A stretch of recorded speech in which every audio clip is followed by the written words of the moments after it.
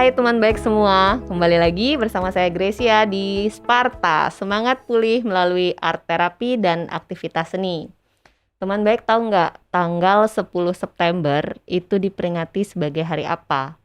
Jadi setiap 10 September kita memperingati World Suicide Prevention Day. Nah, ngomong-ngomong bicara bunuh diri, jadi dari data dan fakta di lapangan, bunuh diri sudah merupakan permasalahan kesehatan mental yang global ya, jadi sudah mendunia.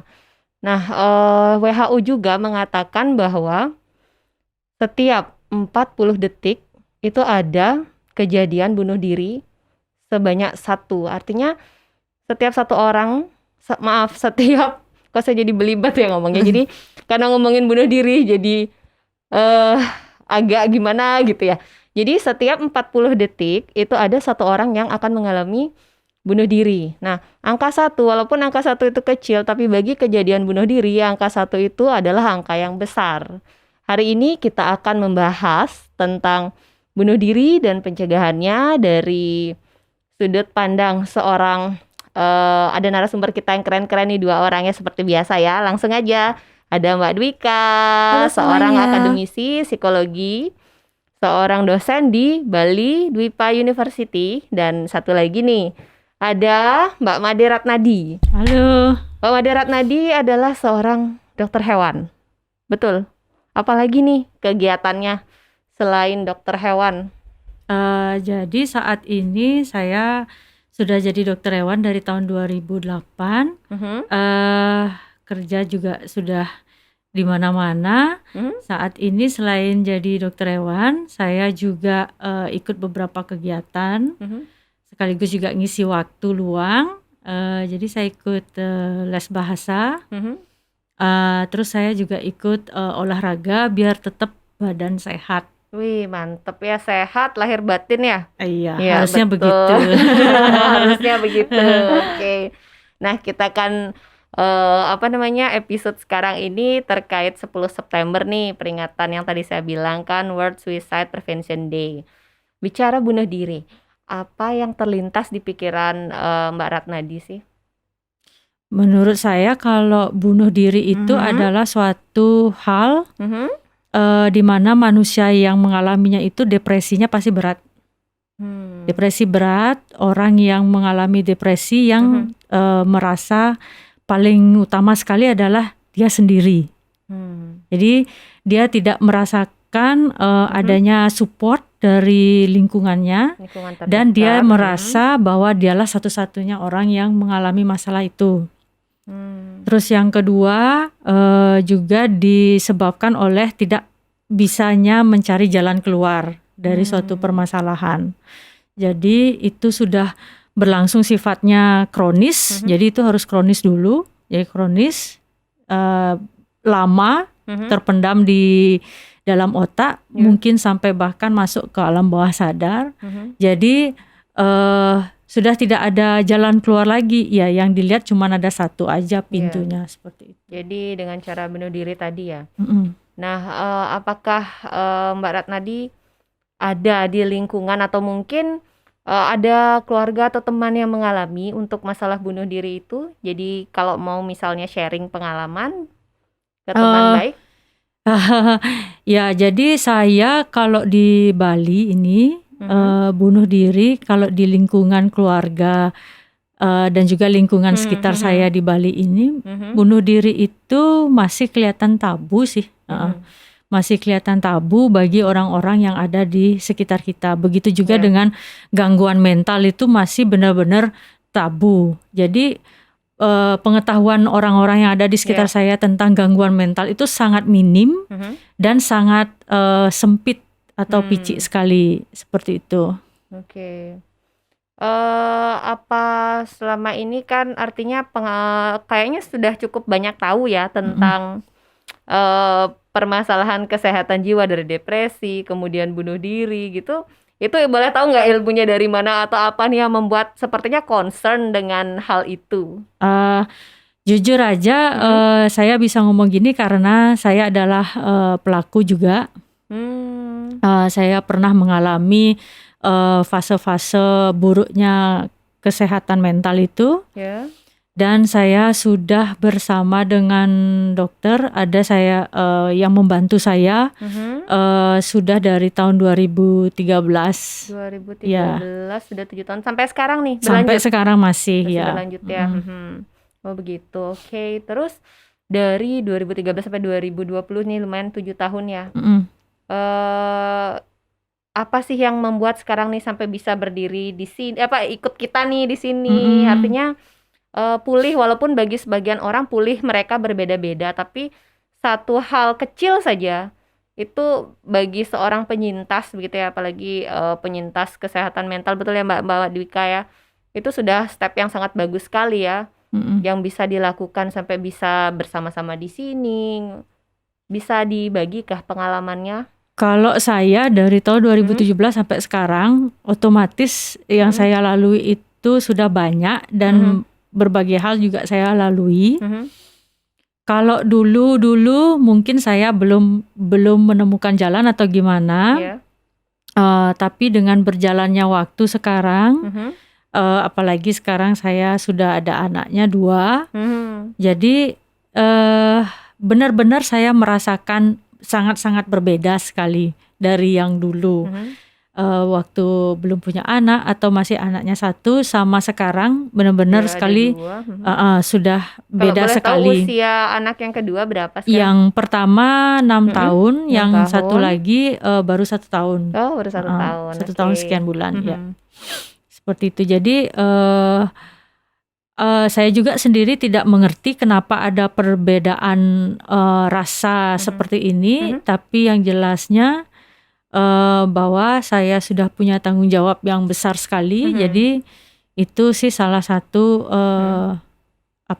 alasan utama bagi saya untuk kayak bangkit lagi seperti itu. Begitu ya. Oke, berarti kan ya tiap orang juga, artinya itu kalau yang seperti dialami Mbak Ratnadi ini, jadi ada faktor internal ya namanya gitu Mbak Dwika, yang membuat artinya di awal kan mereka ada permasalahan seperti hampir bunuh diri lah, melakukan percobaan bunuh diri dan sebagainya. Lalu sekarang anak gitu ya, anak jadinya ya yang sebagai penguat. Itu kalau dari ilmunya sendiri nih Mbak, seperti apa sih Mbak kalau untuk faktor-faktor apa sih yang membuat mereka pulih? Oke. Nah, tadi sudah disebutkan sama Mbak Ratna, ada penguat. Artinya penguat itu mungkin tadi ada faktor anak ya, karena tanggung jawabnya sudah merasa lebih besar gitu dan merasa bahwa dibutuhkan oleh anak. Ya. Kalau misalnya faktor lain itu juga mungkin ada tujuan-tujuan individu tersendiri yang mendorong dia untuk tetap bertahan hidup. Oh gitu Jadi ya. ada dalam diri misalnya, oh aku mau A, B, C gitu misalnya. Itulah yang membuat dia bangkit dan semangat kembali. Gitu. Oh, Jadi ada gitu. faktor internal, ada faktor eksternal, yaitu salah satunya anak, keluarga, mungkin orang-orang lainnya, mungkin bisa pasangan, bisa kakak, bisa adik, Berarti siapapun. lingkungan keluarga, berarti lingkungan terdekat itu kan harus yang suportif banget berarti kan? Betul sekali. Bu Seandainya Gras. misalnya lingkungan sendiri yang tidak suportif tuh gimana ya Mbak? Artinya di mana dia mencari kekuatan? Ya. Seperti Bisa dengan support group, itu. bisa bergabung dengan komunitas, menemukan misalnya komunitas, misalnya di teman baik, kita punya teman baik gitu misalnya. Jadi teman baik merupakan tempat di mana teman-teman bisa juga mencari pertolongan, mencari penguatan. Bisa juga dari profesional kesehatan, dari dokter, dari psikiater, bisa dari psikolog, ya atau konselor, konselor juga ya. bisa. Terus Salah juga satunya berarti komunitas teman baik kan? bisa. Bisa Lalu banget juga ya. misalnya dari teman, sahabat, itu juga bisa mencari pertolongan untuk penguatan. Atau mungkin ada hobi-hobi yang dilakukan. Nah, Iya, seperti tadi tuh betul. kayaknya tuh tadi banyak kegiatan kan, padahal bekerja iya, ibu 2 anak iya. Tapi kegiatan lain kayak tadi belajar apa? Bahasa ya, les bahasa. Kalau boleh tahu les bahasa apa nih? Saya ikut les bahasa Perancis. Awalnya itu saya cuman ingin punya satu kegiatan yang menyita waktu. Sebelum COVID nih, ikutnya sebelum pandemi ya? Sebelum. Sebelum. Oke. Jadi ingin punya kegiatan yang bisa menyita waktu, kegiatan yang gak berat-berat seperti itu. Terus saya juga melihat apa ya kegiatan yang bisa menyita waktu yang bermanfaat ke depannya. Terus saya browsing, coba les bahasa, tapi les bahasa apa gitu. Saya juga sebenarnya itu sangat kurang sih dari kecil. Mungkin Gracia tahu saya sangat kurang soal bahasa, tapi cobalah, yang penting coba-coba aja. Akhirnya saya browsing belajar bahasa Perancis, terus saya lihat di Google ada AF, udah saya coba ke sana, saya coba ikutin. Kalau memang sulit sekali tidak bisa ikut nalar saya, ya udah saya selesai. Tapi kalau ternyata memang malah mengasyikan, Bisa malah sampai mengasyikan. level A2. keren banget loh level A2. Jadi dia itu benar-benar sulit sekali, tapi saya akui sangat-sangat sulit, tapi saya menemukan adanya keasikan di dalamnya. Jadi saya merasa walaupun dia sulit, tapi saya tetap aja ngelakuinnya gitu. Wah, berarti salah satu cara memulihkan dirinya itu dengan cara ini ya, membuat diri semakin aktif ya, mencari kegiatan-kegiatan yang disenangi gitu. Berarti dari les bahasa. Kemudian selain tadi apa kegiatannya, olahraganya? Olahraganya kebetulan saya kan kerjanya itu daerah Canggu. Jadi saya tuh setiap hari itu berapa kali ke Canggu itu bolak-balik. Terus tiba-tiba suatu hari saya lihat di jalan, wah ini ada sejenis jujitsu. Jadi jujitsu itu seperti gulat, jadi dia Brazilian jujitsu. Mantap sekali, luar biasa. Terus saya juga berpikir, saya kayaknya butuh olahraga ini karena badan saya udah besar gitu dan sulit sekali untuk nurunin berat badan ini. Kayaknya saya juga harus mengaktifkan badan saya. Jadi saya coba, awal ikut berat. Waduh, berat sekali sampai memang ada hasrat untuk berhenti. Berhenti aja kayak gitu. Sudah berapa lama ikut jujitsu? 2 bulan. 2 bulan. Berat, pinginnya berhenti, badan sakit semua, tapi balik lagi jika semua dilakukan setengah-setengah nanti nggak ada hasil yang didapat. Jadi ya sudahlah, udah nyeburin ke kolam kakinya, udah basahin gitu badannya semua. Tapi pilihan jujitsu, kalau kita yang kita lihat ya, kalau cewek pilihannya kan senam, ya mungkin sekarang lagi banyak yang lari, sepedaan kan, terus juga yoga. Nah tapi kan kalau Mbak Ratnadi ini lumayan ekstrim loh ya pilihannya kayak jujitsu. Sebab kalau sepedaan udah biasa. Bukan udah biasa. Kalau sepedaan sendiri kayaknya nggak enak nggak seru. Terus harus nyari teman-temannya semua pada sibuk semua, jadi nggak ada. Terus kalau yang lain yang saya pikir kalau ikut olahraga yang kayak itu kan harusnya biasanya itu olahraga grup, berarti ada banyak orang. Dan kebetulan waktu hari pertama saya ke sana, saya merasa senang sekali karena orang-orang di dalamnya itu kasih respon yang positif. Sehingga di situ saya belajar bertemu orang-orang asing, orang-orang baru setiap harinya. Terus juga permainannya sebenarnya mengasihkan, walaupun menyakitkan tapi mengasihkan juga. Menyakitkan tapi mengasihkan gitu ya. Iya. 2 bulan lumayan juga ya. Lumayan. Dan terasa nggak, maksudnya yang penting dari terasa nggak setelah mengikuti 2 bulan itu ya, dari batin nih ngerasa happy, selain kan memang sih pengennya kan untuk nurunin berat badan, tapi kalau dari ini secara mental happy setelah melakukan itu jujitsu itu? Jujur aja iya happy, sebab saya baru merasakan walaupun badannya sakit-sakit semua, terus susah banget semuanya itu, tapi tetap aja ada rasa asik yang menyebabkan saya itu pingin terus ikut gitu. Oke, berarti ini disebut art terapi atau apa nih Mbak? Kalau kayak gini nih, aktivitas fisik lebih ke olahraga. Aktivitas fisiknya berarti. Kemudian kalau untuk les-les bahasa itu masuk ke? Dia masih ke karena ibunya juga pengen fun dan juga mempelajari hal baru, jadi lebih ke meningkatkan kognitif dia juga pemahaman bahasanya sih sebenarnya. Tapi yang penting bisa membuat seseorang rilis stresnya. Betul, dan merasa sebenarnya kayak enjoying the moment ketika benar belajar, ketika berlatih gitu, bertemu dengan orang baru. Jadi itulah membuat ibunya itu merasa bersemangat dan juga merasa ada harapan hidup Iya. dan juga ada perasaan lega Mhm. mungkin, Mm-mm. ada tantangan. Nah, Ada itu paling tantangan penting. ya. Tantangan ketika Ah. misalnya meningkatkan level-levelnya itu Oh gimana? ya, ada sih. Cuman yang paling hal yang paling saya sukain itu dari ikut keduanya itu saya bertemu orang baru itu. Bertemu orang baru. Bertemu orang baru, apalagi Mhm. kalau orangnya itu juga memberikan respon positif ke kita, artinya kita nyambung, diajak ngomong nyambung kayak gitu, senang. Ya apa yang mumet lainnya itu Malah ya hilang hilang ya. ya, itu nggak terasa gitu, walaupun cuman ya singkat 2 jam gitu. Oke, berarti dari kegiatan-kegiatan itu sudah mendapatkan efek-efek positifnya ya untuk diri Mbak Ratnadi kan Saat ini ya. saat ini. Oke, sebentar setelah ini kita akan ada sesi art terapi nih. Pernah ini nggak melukis atau menggambar dah dulu? Suka ya, jangan-jangan suka Dulu. juga Dulu waktu masih SMP puluhan tahun yang lalu. puluhan Sekarang nggak tahu masih ada apa nggak kemampuan itu. Oke, nanti ada art terapi bersama Mbak Foni Dewi, kita bisa sama-sama di sana kan. Siapa tahu nanti menjadi ini justru ada pilihan kegiatan baru Betul. lagi kan untuk Mbak Ratnadi. Ngomong-ngomong masalah bunuh diri nih, kalau misalnya apakah pikiran untuk bunuh diri itu sebenarnya bisa dicegah nggak Mbak? Iya. Jadi sebenarnya pikiran bunuh diri itu bisa menjadi cycle ya. Kayak dia seperti loop gitu di dalam pikiran kita.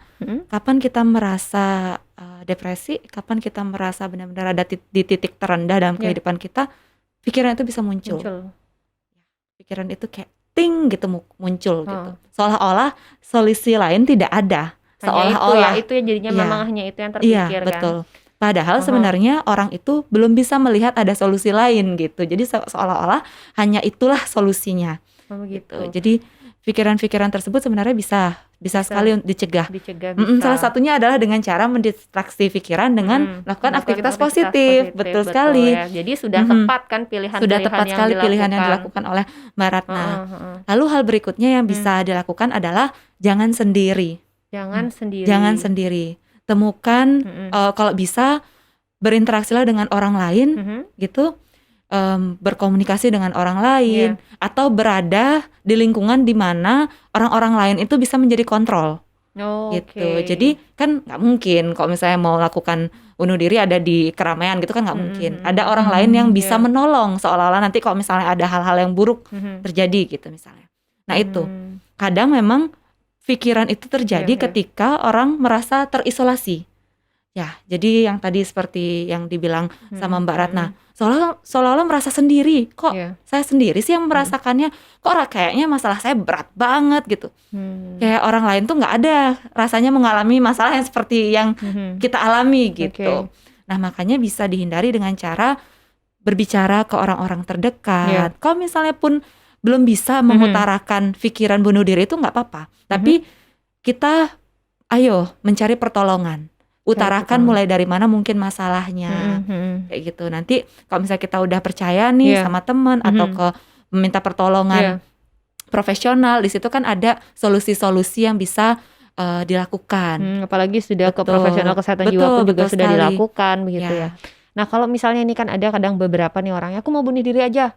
Nah, seperti kayak melontarkan ancaman-ancaman seperti itu.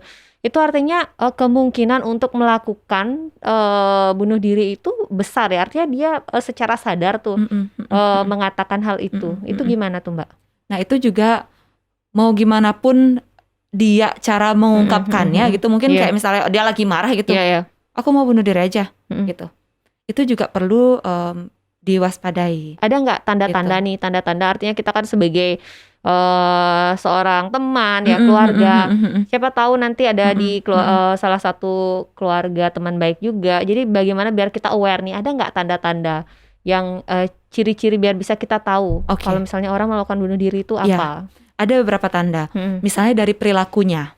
Perilakunya dia sudah berubah. Yang awalnya mungkin ceria menjadi termenung. Dia kayak seolah-olah ada hal yang dia pendam gitu, terus menyebabkan dia withdraw to the environment. Misalnya kayak dia yang awalnya biasa ngobrol sama temannya, maulah mendekat ke temannya, tiba-tiba menghindar gitu. Jadi dia menarik diri dia menarik diri dari lingkungan pertemanannya. Itu perilaku.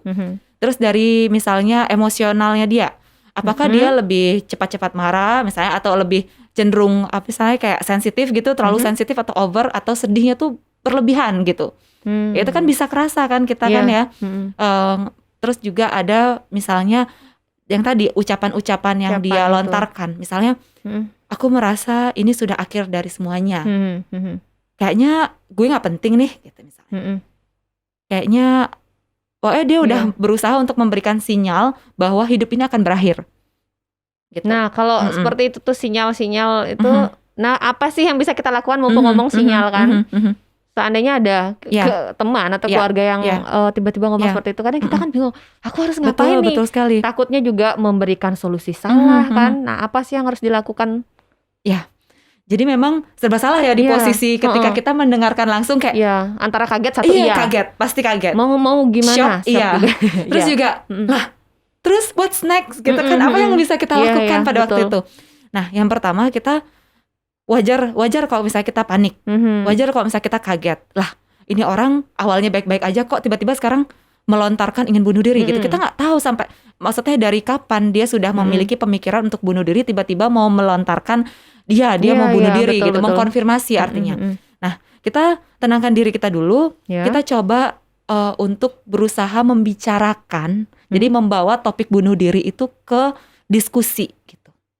Ya, jadi kita menormalisasikan pembicaraan tentang bunuh diri.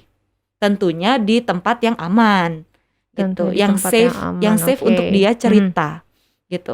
Nah, ketika misalnya dia sudah melontarkan misalnya oke, dia mau terbuka tentang masalahnya dan lain sebagainya. Kalau misalnya teman-teman merasa tidak kompeten menanggapi atau dalam situasi itu, sarankanlah dia, ajaklah dia untuk pergi menemui profesional kesehatan mental. Berarti bentuk bantuannya seperti itu jadinya. Kita bisa memberikan informasi ataupun malah bisa menemani begitu. Menemani. Kalau misalnya dia memang tidak mau sendiri, sadarkanlah bahwa memang isu ini adalah isu yang nyata. Dan memang dia itu tidak sendiri. Jadi dia masih punya teman, dia masih punya solusi lain gitu misalnya. Nah, begitu. Jadi ketika misalnya dia sudah dihadapkan dengan beberapa solusi, lalu kita juga sebagai teman bisa membangkitkan semangatnya dia. Tapi kan tentu saja butuh waktu. Ketika orang yang tidak stabil terus kita udah bilangin semangat atau gitu kan susah juga. Mereka ya gimana orang dia pada posisi yang levelnya lagi low banget dan down banget gitu, mungkin pelan-pelan kita sadarkan bahwa ini loh ada opsi-opsi. Iya, ternyata ada opsi ya. Betul. Oke, terus kalau ini Mbak, kadang kan juga ada ya beberapa gini di masyarakat ya, jangan ngomongin masalah bunuh diri gitu, nggak baik. Jadi lebih baik nggak usah diomongin gitu. Padahal justru ini kan sudah menjadi isu kesehatan global kan. Gimana tuh Mbak kalau kayak gitu tuh? Kita kan nggak tahu ya kondisi keluarga dan sebagainya, apa bunuh diri, apalagi kita di Bali kan. Terkesan menakutkan ya, memang menakutkan gitu kan. Bagi sebagian orang lebih baik tidak dibicarakan gitu kan ya. Ngomongin itu deh, jangan ngomongin. Namun kita perlu aware juga bahwa ada loh mungkin di lingkungan terdekat kita yang sudah melakukan atau berencana melakukan, ya kita nggak pernah tahu gitu. Jadi dimanapun kita berada, sebaiknya memang kita perlu aware bahwa mungkin saja orang terdekat kita memiliki kemungkinan untuk melakukan suatu saat, kita nggak tahu. Nah, jadi kita yang perlu kita bisa antisipasi adalah bagaimana kita bisa mengetahui sinyal-sinyal yang diberikan. Itu ya, sinyal-sinyal yang diberikan tadi. Oke, satu lagi nih kan saya ini kan kebetulan penggemar India nih gitu. Jadi ada sempat kan ada kejadian aktor di India. Awalnya sih memang bunuh diri yang akhirnya sekarang menjadi panjang dan itu dibilang sih kasus pembunuhan lah gitu. Tapi begitu di awal muncul ke permukaan bunuh diri, itu kok kesannya seperti menjadi sebuah apa ya? Karena pemberitaan yang terlalu ramai di medsos seperti itu, akhirnya 5 fansnya itu di beberapa negara itu melakukan bunuh diri loh, hanya karena kehilangan idolanya.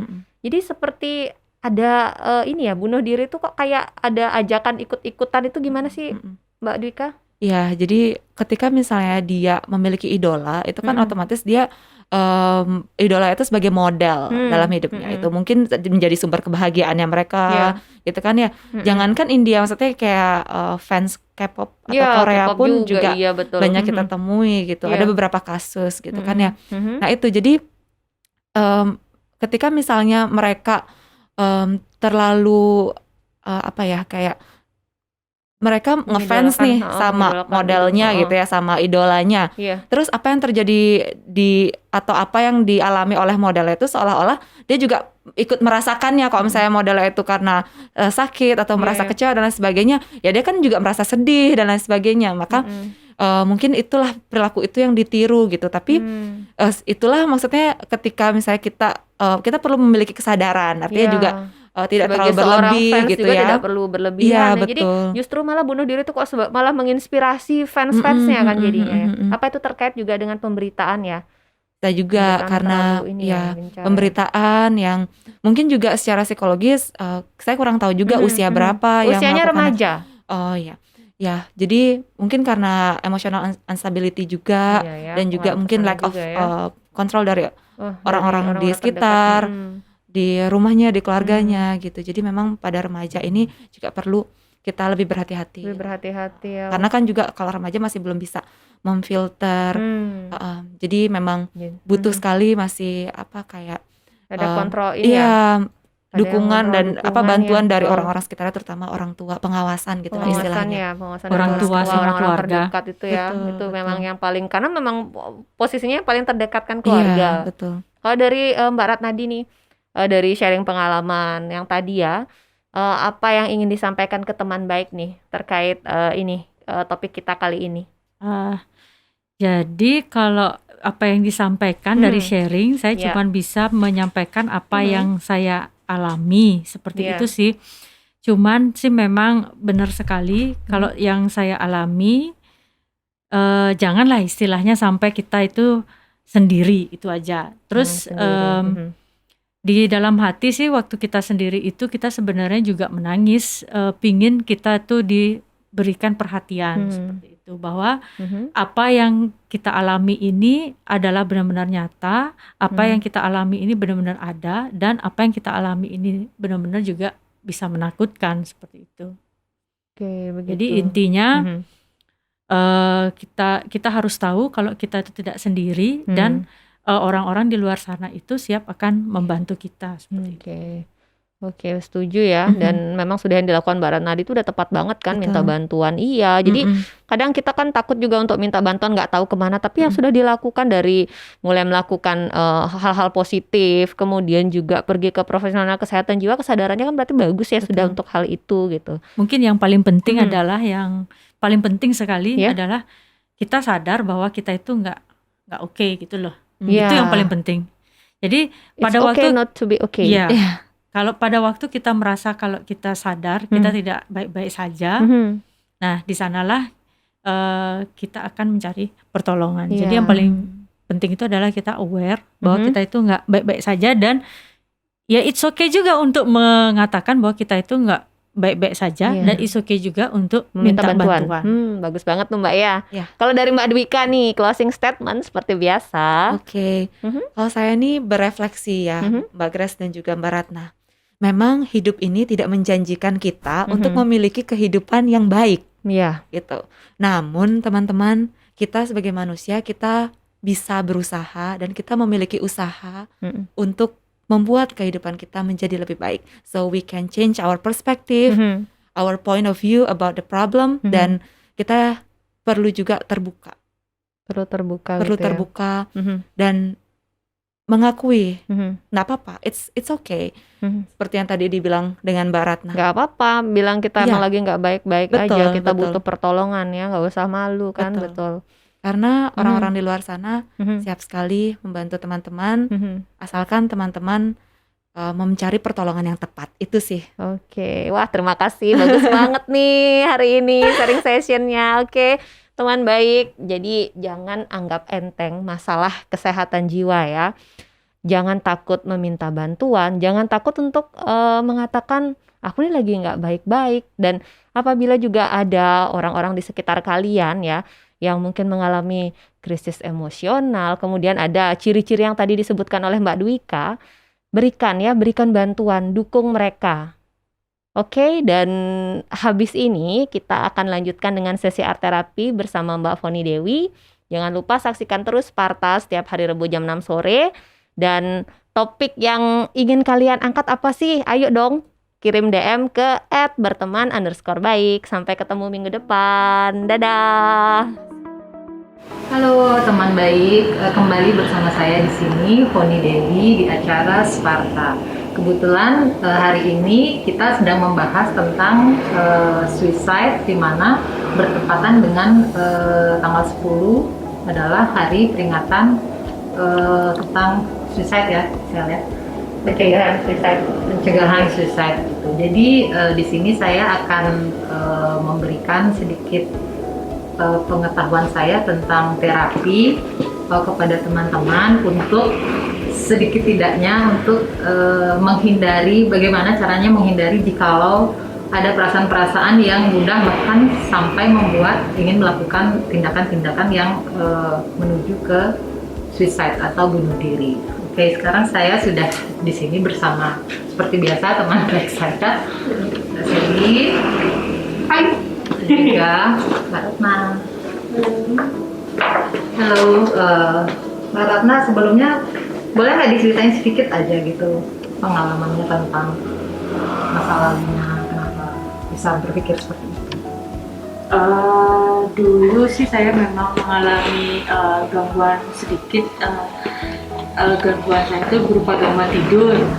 Jadi itu merupakan hal yang sangat-sangat menyakitkan sekali, sama benar-benar bikin kita tuh pada titik yang benar-benar rendah sekali. Jadi tidak seperti bisa dibilang tuh tidak ada daya nalar. Hanya gangguan tidur, tidak ada penyebab lainnya. Apa masalah? Yang saya rasakan itu gangguan tidur. Penyebab lainnya itu mungkin masih saat sekarang itu masih berupa misteri sih buat saya. Nah, pada saat kita berada di satu titik yang benar-benar di bawah sekali dan kita sudah tidak mempunyai nalar lagi, semuanya itu tiba-tiba merasa gelap dan runtuh. Saat itulah. Jadi nggak ada semangat untuk tidak ada. Pokoknya pikirnya mengakhiri aja gitu ya? Iya, karena problem yang dipunyai itu sepertinya tidak bisa menemukan jalan keluar. Oke, pada saat itu nggak ada teman gitu, maksudnya yang pendamping atau yang pada waktu itu jujur saja kalau saya hidup di lingkungan keluarga yang masih tabu soal itu. Jadi pengetahuan keluarga saya sampai sekarang ini tentang suicide itu benar-benar minim sekali, dan mereka kadang-kadang itu menganggap suicide itu adalah suatu tindakan yang benar-benar negatif sekali gitu loh. Padahal mereka tidak tahu bahwa suicide itu benar-benar nyata, dan bagi saya dangerousnya si suicide ini sama kayak cancer. Dan pada saat itu mungkin berpikir nggak mungkin ya melakukan hal seperti itu ya, mungkin dipikirnya gitu ya. Padahal itu menurut kita berat banget ya. Dan waktu itu apa tindakan yang ingin Mbak Ratna lakukan? Actionnya untuk suicide? Jalannya sih jalan pintas sih ya. Saya waktu itu sih saya pergi mengunjungi profesional. Ya, profesional itu memberikan beberapa obat-obatan untuk membantu saya biar bisa tidur seperti itu. Saya juga basicnya juga tahu mengenai obat-obatan, jadi waktu itu actionnya sih tidak jauh dari obat. Jadi meminum obat tidur melebihi dosis gitu ya, seperti artis itu ya, obat penenang gitu ya. Oke, sekarang saya akan memberikan sedikit terapi, karena saya juga artis yang kuliah dari seni. Saya kuliah dari berkesenian, karena dulu saya punya banyak juga ada permasalahan dalam hidup saya, tapi setelah saya menekuni dunia berkesenian, berkreasi, itu lumayan menurunkan grit saya untuk tidak melakukan hal-hal yang mungkin negatif ya. Jadi saya minta Mbak Ratna silakan bisa dipilih dengan apapun itu, warnanya terserah. Mbak Ratna bisa tolong digambarkan apapun itu perasaannya Mbak Ratna, mau bergaris, karena kita di sini tidak mematok pada keahlian menggambar ya. Jadi boleh warna, mau apapun itu perasaannya pada saat frustrated mungkin, atau galau atau apapun itu. Nggak perlu bagus, yang penting dituangkan aja berupa dalam bentuk apapun itu. Boleh berupa tulisan, boleh berupa angka, gambaran, dicampur juga apa-apa.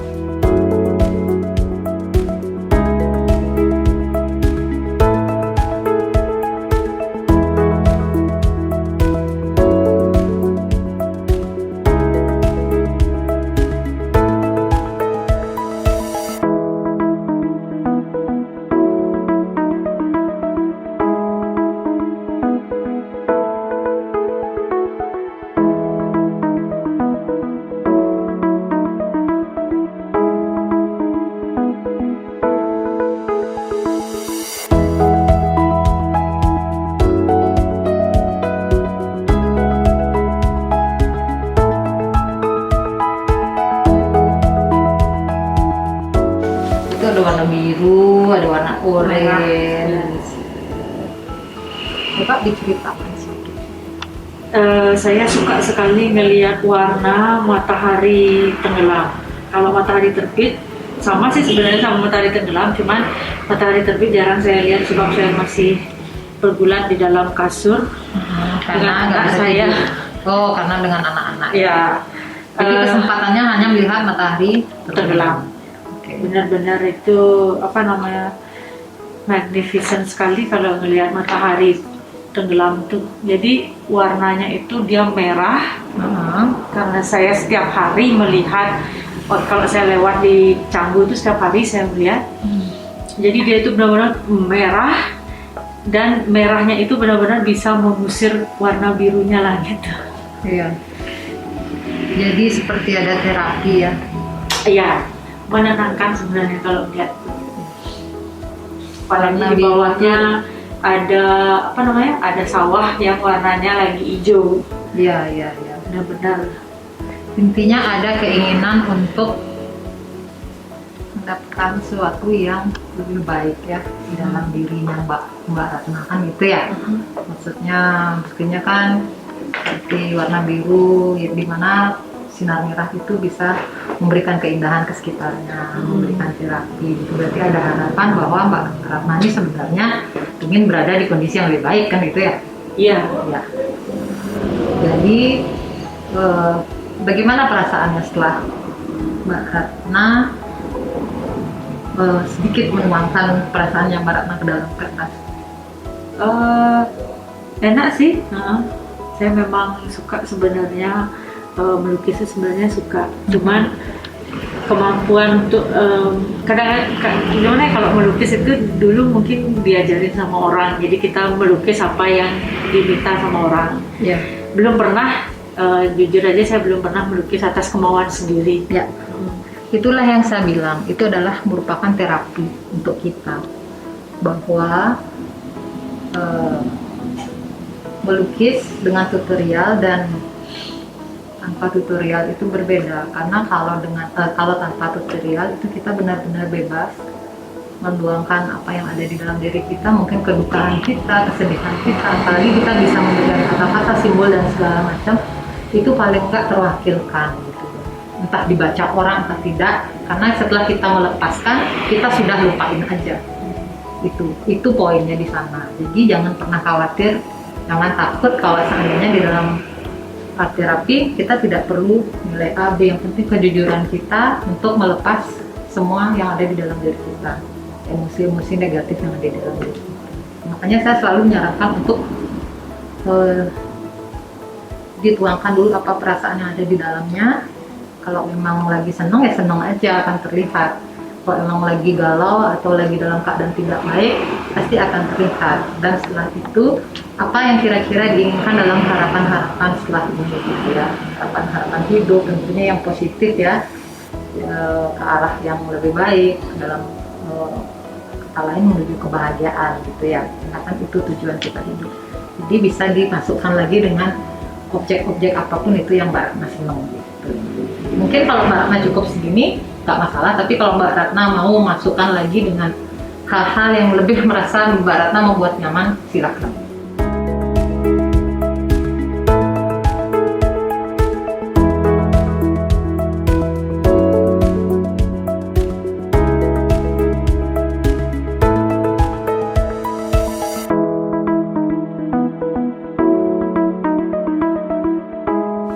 Gimana Ra? Keren? Nggak tahu. Nggak maksudnya ini. Sendiri. Artinya Kalau sendiri dengan bilang keren apa enggak, nggak tahu. yang pertama kali maksudnya dari sekian lama nih udah nggak pernah kan, sekarang kan nyoba nih cara barunya ada art terapi. Jadi untuk bisa ngerilis stresmu kan penat-penat kan gitu, dengan cara seperti ini kira-kira gimana? Apakah bisa membuat Mengasihkan lebih sih. mengasihkan ya? Mengasihkan sih kalau memang melakukan sesuatu yang memang diinginkan. Ya, tidak dipaksa ya. Enggak. Betul. Dan Apalagi kalau gambarnya samping sawah, terus sisi ya, coklat. memang ada beberapa orang yang punya kebiasaan beda-beda ya. Di dalam ada orang yang kadang-kadang kan kayak orang curhat ya. Ada orang yang curhatnya sukanya kemana-mana ya. Untuk orang ini curhat, ada yang memang spesifik di suatu tempat tersembunyi, ada juga gitu. Jadi seperti menggambar art terapi gitu juga gitu loh. Ada yang memang senang cari tempat yang indah, suara burung, jadi benar-benar kenyamanan ya di tempat yang dia suka. Karena beberapa teman-teman saya ada gitu, mereka menggambar ke gunung, ke sungai kemana. Kalau saya pribadi saya memang nggak suka, saya tidak suka menggambar itu di alam. Saya itu senang menggambar di suatu tempat, di studio biasanya yang nggak banyak orang mondar-mandir, tapi saya senang ada orang duduk ngobrol. Jadi saya senang ngedengerin orang cerita atau kayak gitu, lagu atau nggak itu radio, itu kebiasaan Berarti saya. tergantung orangnya ya. Jadi tergantung bersuara Apa sih masing-masing mereka gitu. pengen. Ada memang, tapi bagus. Kalau menurut saya Mbak Ratna mungkin ditambah volumenya aja, regulernya aja. Kan sekarang belum pernah sama sekali. Nanti mungkin di saat bagaimana dikit, tapi mungkin harus disediakan ya alat-alatnya di rumah gitu. Kalau memang dari ini aja dulu, karena kalau ke kanvas kan itu agak repot ya, apalagi kalau punya Iya, anak ya, ada air, ada kuas dan segala macam. Yang paling cepat itu adalah teknik drawing dan sketching. Oke, pensil, spidol atau alat-alat ini, jadi cepat. Gitu. Begitu kita ingin, Iya. ya, begitu kita ingin apa namanya, aduh, kayaknya lagi galau, lagi gimana gitu, kita ingin melepas sedikit penat, bisa gampang diambil kertas gitu. Dan hasilnya juga lebih cepat gitu kan, kerjanya lebih cepat gitu. Kalau menurut saya sih untuk ibu-ibu yang aktivitasnya padat, mendingan pakai kertas. Sesekali boleh di kanvas, tapi kalau untuk apa namanya, karena kalau kita Rilis stres yang rilis pendek. itu kan maksudnya kan harus cepet ya gitu ya, mendingan di kertas aja. Yang paling gampang itu adalah kertas sama pensil gitu, tapi pensilnya mungkin yang agak tebal ya, jadi enak, bisa arsir, bisa segala macam. Jadi dibebaskan saja perasaannya, releasing dan forget it.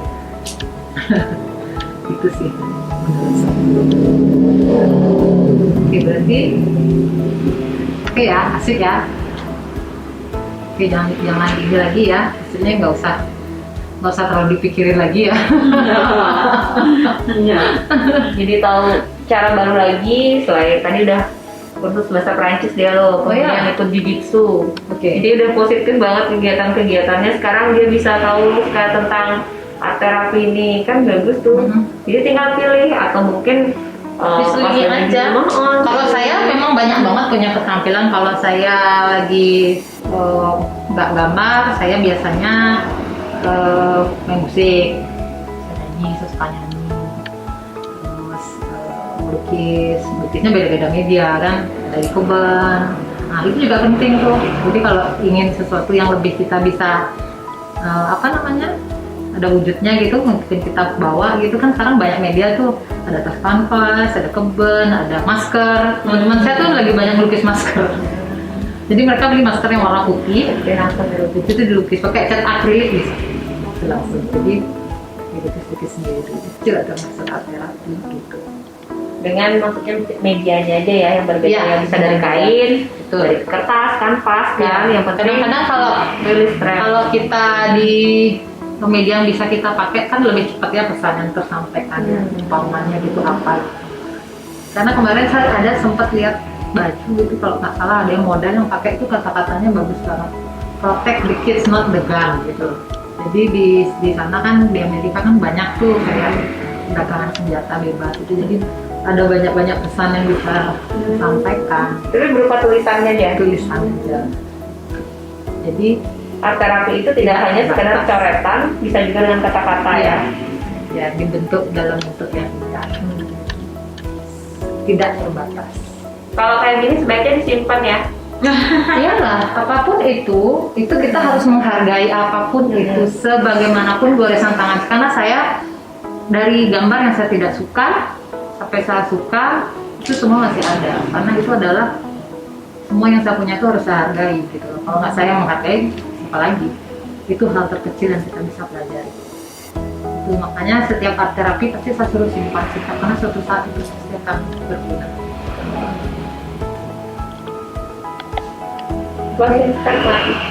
Sip ya.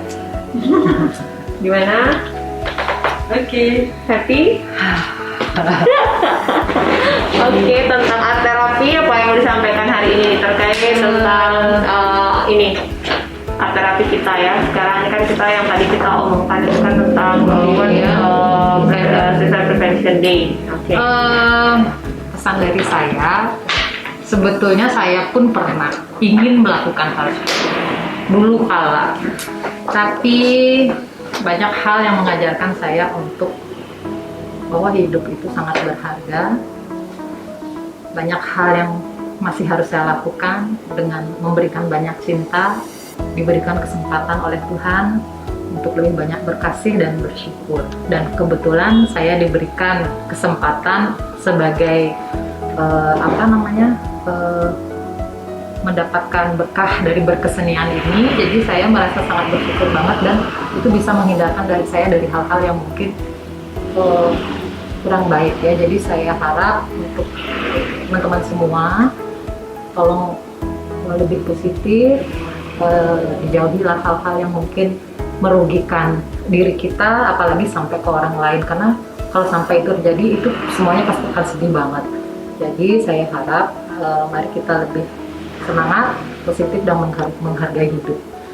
Jadi terima kasih, sampai berjumpa di kesempatan selanjutnya.